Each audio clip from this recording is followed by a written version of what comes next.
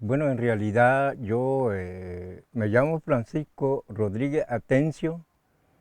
En lengua propia me llamo otros Kia Rogabo.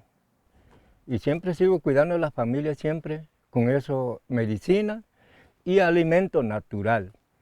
Porque las alimentaciones naturales ya casi no existen también por aquello, ¿verdad? Que la gente extraño comenzó a envenenar ríos, porque nosotros, el alimento era camarones, cangrejos, peces, todo eso, y animales silvestres de la montaña, venado, saíno, tepecuinte, iguana, todos esos animales, pero ya se desaparecieron por aquello, por envenenamiento del río, y ya no tenemos cosa natural para alimentar, pero entonces siempre nosotros buscamos lo que haya, ¿verdad?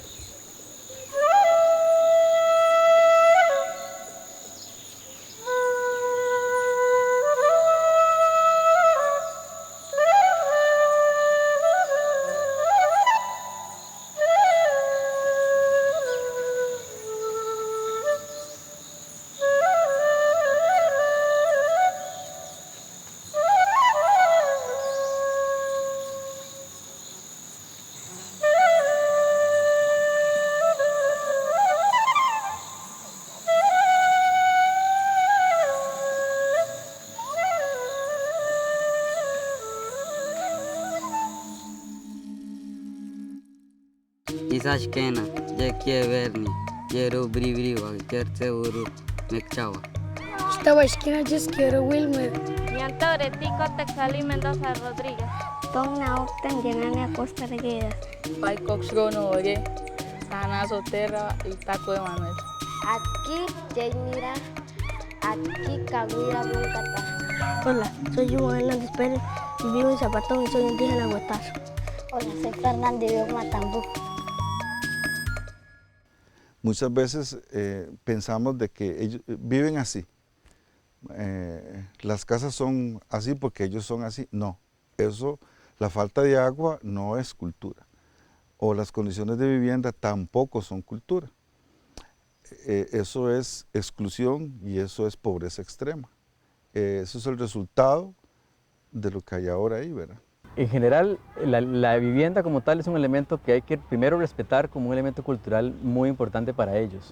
Uno a la hora que les pregunta por qué viven en esas condiciones, pensando en aquella población que vive dentro de los territorios indígenas, pues ellos lo que dicen es primero que así han vivido toda la vida.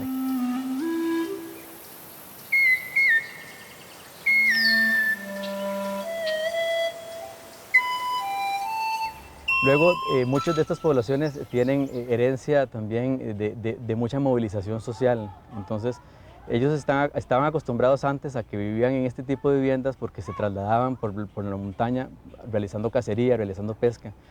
Luego ya quedan dentro de un territorio indígena donde ahora están obligados a la agricultura, ¿verdad? Directamente. Ya la pesca, ya la cacería ya prácticamente no se logra. Y pues quedan en este tipo de viviendas. Para ellos culturalmente el hecho de tener un fogón y que incluso esté en el suelo, el hecho de tener un solo aposento, para nosotros significa hacinamiento. Para ellos significa de que cuando llueve podemos llegar a calentarnos, es el momento en el que toda la familia está junta, conversamos de lo que sucedió durante el día, contamos nuestras historias, etc. Entonces son elementos que nosotros desde afuera los vemos como muy atrasados, pero para ellos tienen toda una base cultural de fondo que debemos respetar y cambiar poco a poco, hay que cambiar algunos elementos. Uno son las condiciones del medio ambiente, ¿verdad? Como decimos, viven en ranchos, la gran mayoría, donde todavía hablamos de un 37% con piso de tierra, Son elementos incluso muy involucrados con la parte cultural, donde todavía usan el fogón en el suelo. Entonces vemos que a la par de la olla de comida está el cerdo, a la par está la gallina, está también el bebé muy cerca de estos animales, el perrito que entra y sale. Todo ese tipo de cosas nos van a generar bastante vulnerabilidad desde el punto de vista infectocontagioso.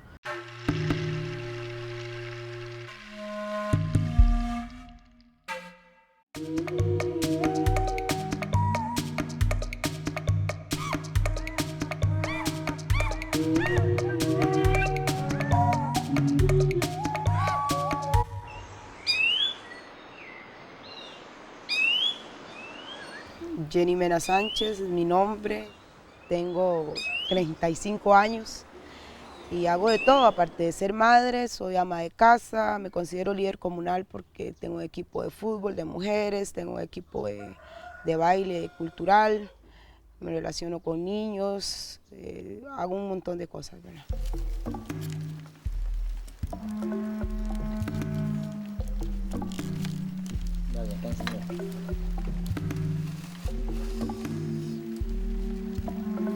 Ahorita hay varios problemas en la comunidad, ¿verdad? Pero el que más me preocupa a mí, ¿verdad?, es el rescate de culturas y el mestizaje. ¿Por qué? Porque estamos ahorita pasando igualmente, ¿verdad?, una era que todo es lo blanco, lo que viene de afuera, e incluso la misma educación en la escuela, ¿verdad?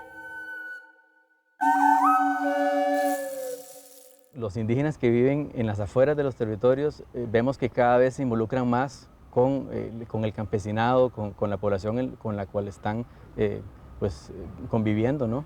Entonces, en cierta forma, manejan mucho la parte cultural, pero poco a poco se van viendo involucrados en otro tipo de riesgos que tal vez no tienen los adolescentes que todavía viven dentro de los territorios. Parece mentira, pero a mí me duele mucho que la comunidad no se dé el valor que tiene. En realidad es así. Y no, a mí las lágrimas no me salen por salirme, sino porque a mí me duele. Y quisiera que todo el mundo le doliera tanto como a mí. Porque entonces así sí trataríamos de rescatar la cultura, ¿verdad? Pero a la gente no le importa eso. Y eso a mí me duele, porque si seguimos así, que Tiricí va a desaparecer.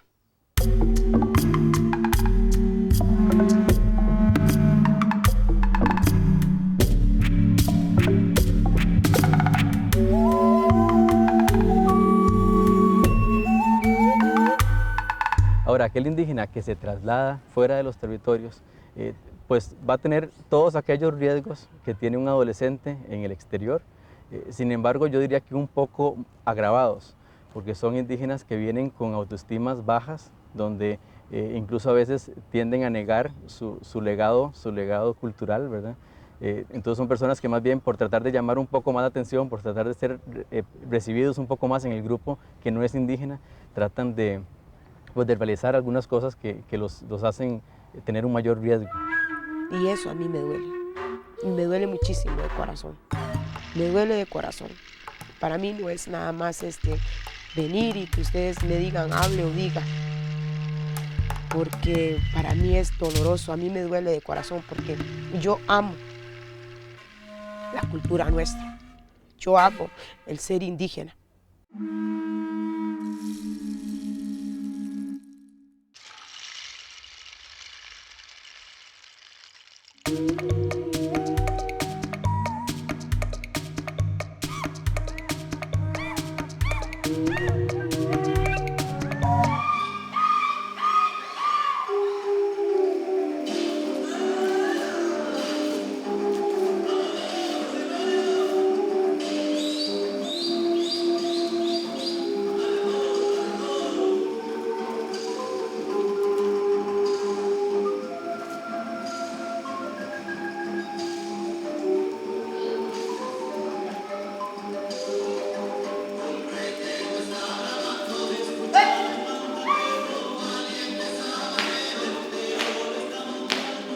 Mi nombre es Zoraida Ramírez Elizondo, vivo en Matambú. Dentro de lo que yo hago y dentro de lo que yo he tratado de buscar y de enseñarle a los muchachos, de que ellos conozcan sobre la cultura general de Guanacaste, porque no solamente, Chorotegas no son solamente Matambú. El grupo Chorotega se extendía desde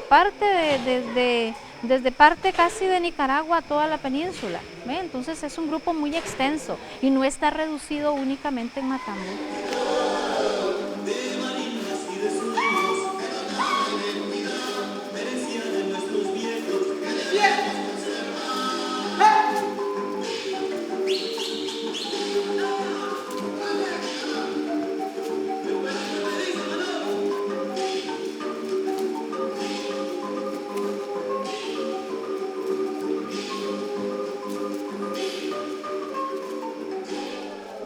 Y de hecho, vea usted, la historia, yo creo, desde la colonia, desde antes de la colonia que tiene Nicoya como ciudad principal de los chorotegas. Historia que desde los escritos de los escritos de las indias, donde aparece como las mujeres chorotegas eran las encargadas del comercio. Y todavía hoy tenemos esas vendedoras chorotegas que se identifican culturalmente con la ciudad de Nicoya. No ocurre así con nuestro cantón, que jurídicamente pertenecemos al cantón de Ojancha, que poco se identifica con nuestra cultura.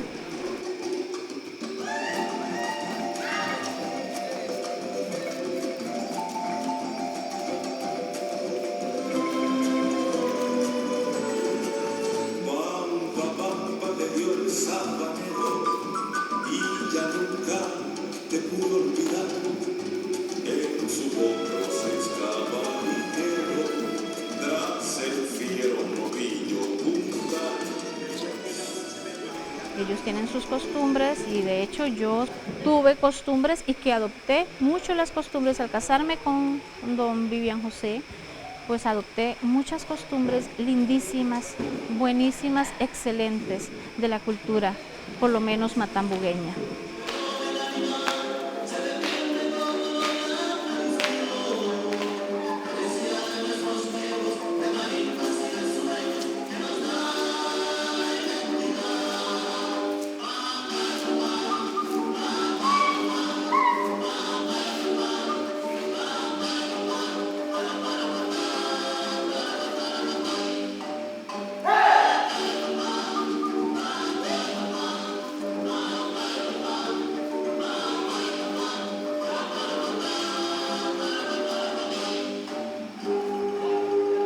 Y eso no quiere decir que lo mío era mejor o peor, o que lo de ellos fuera mejor o peor. Sencillamente yo creo que yo, como me dijo en una ocasión, le escuché a alguien, hice lo del yuplón. Empecé a echar raíces por todo lado y eso me dio una apertura, por lo menos ideológica, que es lo que muchas personas, inclusive en nuestro pueblo, no tienen. Yo diría que una de las cosas que podemos hacer todos, no solo los que trabajamos para instituciones de salud o instituciones públicas, sino toda la sociedad, es empezar a reconocer la grandeza de estas poblaciones, el gran legado cultural que ellas mantienen, reconocer en ellos personas que están y pueden aportar muchísimo a nuestro país, desde sus comunidades, y pues que culturalmente podemos reconocer que son la base de lo que somos ahora, ¿verdad? Son los que nos tienen aquí en este momento.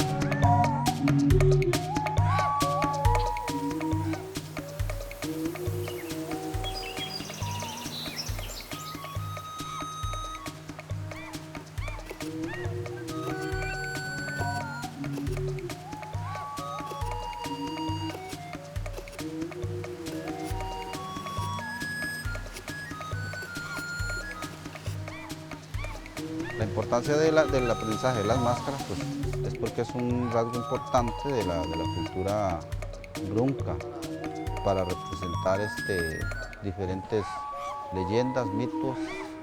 Por ejemplo, los duendes, el dueño del monte, Tatica Cuadrán, diferentes seres míticos. Hemos estado ayudando a que las máscaras sean no solo como máscaras, sino como un ente difusor de nuestros pueblos, de nuestra cultura.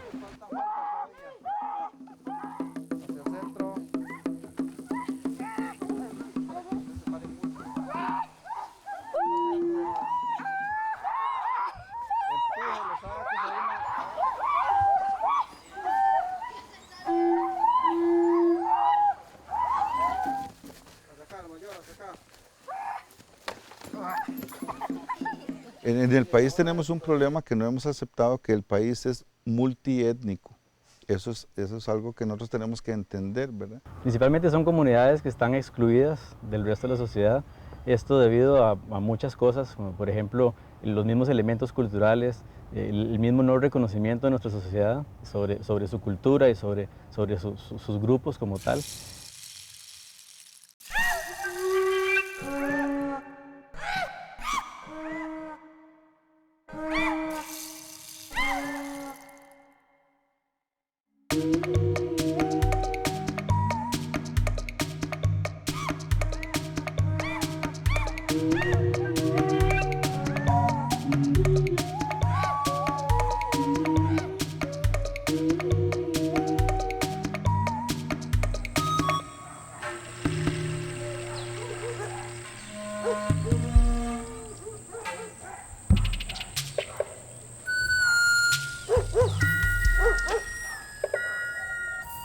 A veces yo no tengo ni un 5, pero ahora yo no puedo comprar nada porque como estoy enfermo, ya no trabaja yo, nadie me ayuda.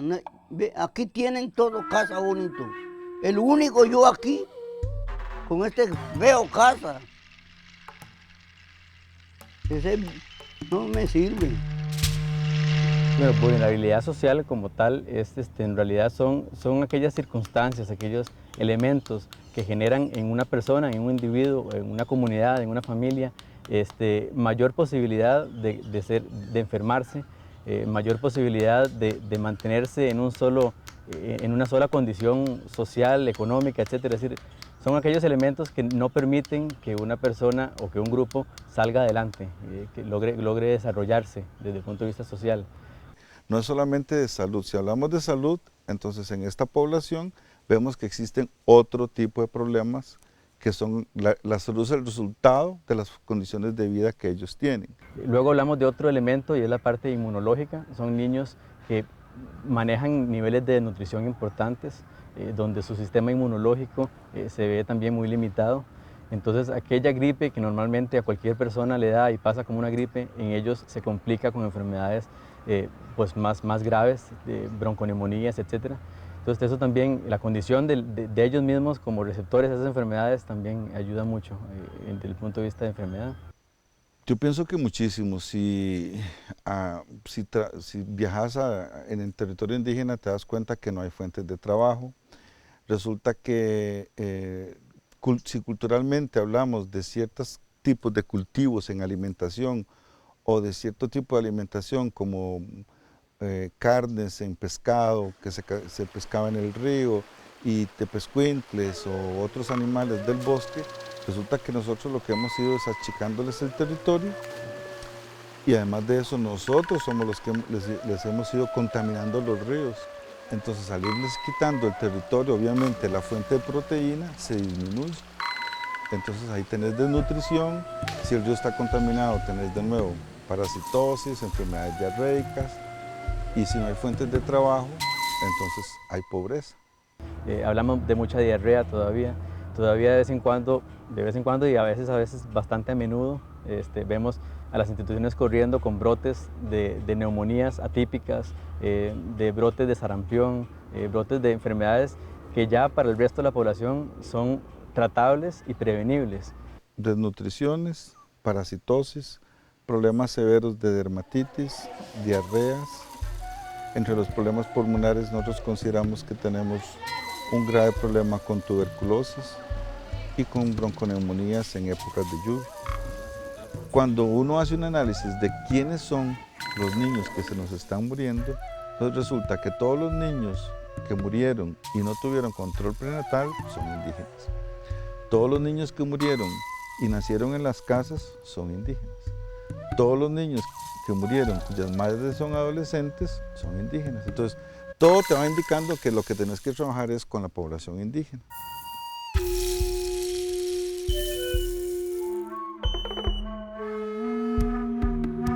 Aquí no hay medicina, ninguno sabe nosotros. Allá me dijeron en Talamanca, ellos sí saben curar. Y en Boruca y en Bribri, yo no sé qué lado más, en Chirripó, pero ninguno de nosotros sabemos hacer medicamento aquí.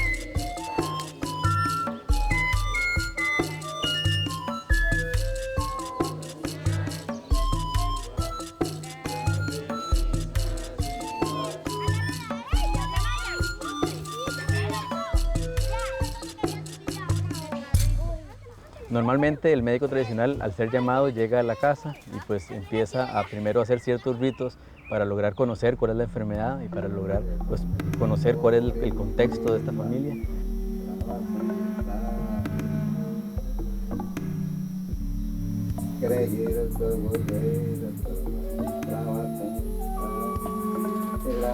Yo creo que hay una gran diferencia entre la cosmovisión bribri y la cosmovisión del no indígena, ¿verdad? El bribri basa sus conocimientos cósmicos más sobre la espiritualidad y sobre la naturaleza más que todo. Para el bribri todo tiene un jefe o un dios, todo en la vida tiene un dios, los animales, las personas, el agua, el aire, la lluvia, todos tienen un dador, un dios por sí separado, ¿no? Ese es el pensamiento, o sea, la cosmovisión de los pueblos bribris, el cual no sucede lo mismo en otras culturas.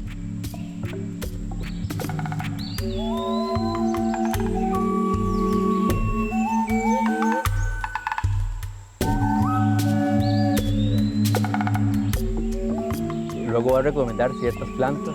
Eso generalmente también hace de que le obliga al padre o le dice al padre que tiene que ir a buscar ciertas plantas. Entonces es la misma familia la que va a buscar las plantas para hacer el remedio como tal. Entonces es muy interesante porque también involucra a todos los roles de todas las familias para poder generar una curación. Bueno, la medicina tradicional indígena ahí seguirá por muchos años. Los indígenas usan siempre su medicina, a pesar de que usan también la medicina tradicional.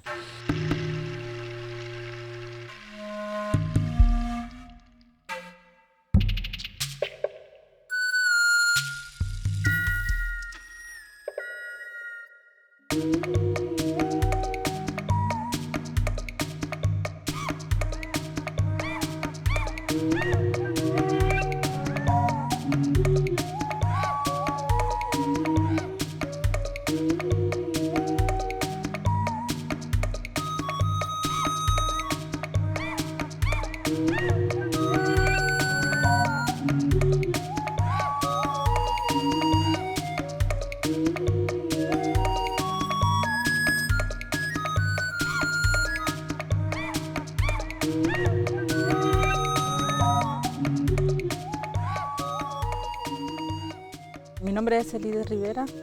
Tenemos una asociación de mujeres y en la asociación de mujeres soy la presidenta todavía actualmente. Los problemas que tenemos las mujeres acá es la oportunidad de accesar directamente a los medios de salud. Primero, ¿por qué? Porque aunque en Terraba hay un centro de salud, una casa de salud para que el doctor atienda quincenalmente, no es tan real poder tener la oportunidad de tener un campo. Entonces, como ves,